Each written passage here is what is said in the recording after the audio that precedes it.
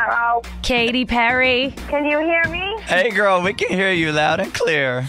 Okay, great. Awesome. You are on Long Island airwaves, just so you know where you are, because that might feel disorienting because you just got handed a phone. Yes, I did. It doesn't happen very often, believe you me, but it's good. We're in exciting mode right now. So. Oh my gosh. The new song, we debuted it, and I think I like it most because it has the firework vibe, and it's one of those empowering anthems.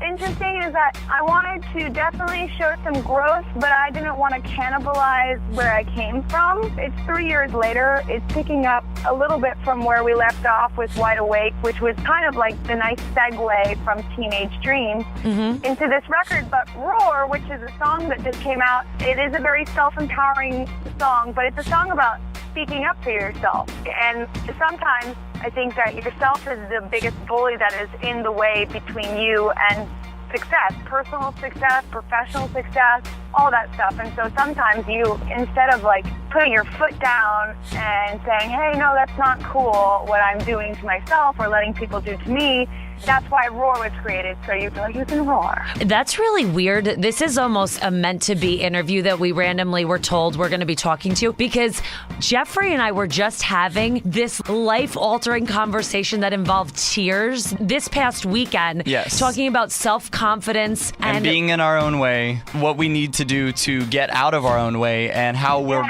blocking our own creativity and not standing up for ourselves. And so it is. Like, it's really like weird. A kind of weird timing with Roar and the message of the song and how it is applying to our life right now. Have you always been this confident person in life? No, obviously not. I mean, obviously I haven't been that confident, or I wouldn't be writing songs like Roar, where I needed as messages to myself. You know, it's funny, when you're successful in one part of your life, you can be super successful in your professional life, and then you can be a toddler in your personal life. And, you know, this whole record, which comes out on October 22nd, it's called Prism. It's just a self-reflecting record, and basically the reason why I called it Prism is because for a period I thought maybe it's going to be like me singing dark songs, but I actually decided to let the light in, and I get to reflect all of the light that I've learned to all of my fans through this music, you know? Well, I do know, because for Jeffrey and I, when we first met, one of our big connections, it was like really awkward. It was the night before we were about to go on the air for the first time together. Yeah. And we were in the car, and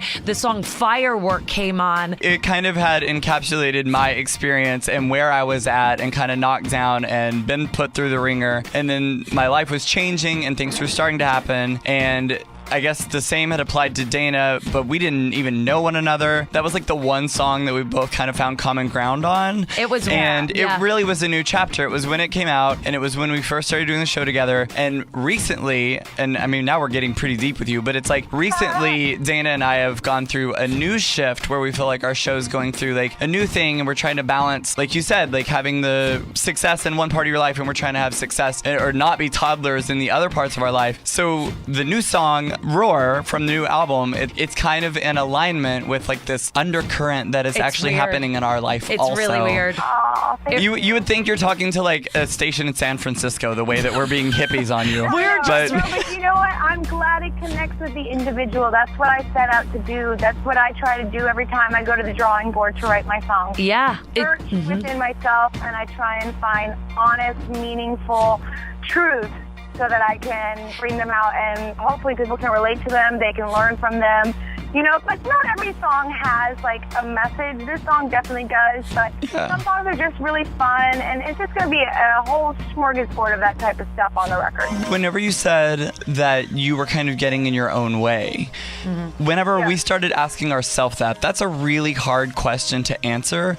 Are you able to articulate how you were in your own way? Yeah, you know, sometimes it's like your ego, it doesn't want to admit defeat, or that you could use some self-reflecting, or you could use some change, or you could use a little bit of checking in or accountability. And there's a lot of like enabling in this world of being successful and being in the limelight. And, you know, there's a lot of entourages enabling people that just give you what you want. And thankfully I have some really great people around me that I've known for a long time.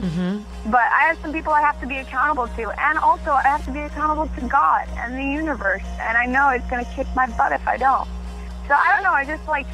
I think that this whole process has been a real change in my life. It started about 27. It's a big cleanse. It doesn't mean that I'm going to go all granola and not fun. It just means that I really want substance. I'm into substance. I'm into all natural substance. If anything, because a lot of times when you start talking like this, it does make people feel uncomfortable, but it's like you're just being an extension of the light and living up to your potential and imbuing the world with that. And there's nothing bad or weird or wrong about that. If anything, that makes you more fun. That makes you more capable to be an entertainer. I saw that you had retweeted something that Gaga had tweeted, where she was interested in making music and artistry more important than gossip. And, that's like a shift that we as entertainers also are trying to make. And we are trying to hold ourselves accountable also to things that are bigger than this sphere of all the chatter, because the chatter is not good for you. It's toxic. Well, yeah, I mean, it can be toxic, and especially if you let it out of balance, And I think that you just have to balance yourself and feed yourself with good stuff and not all the crap out there, because there is a lot of crap.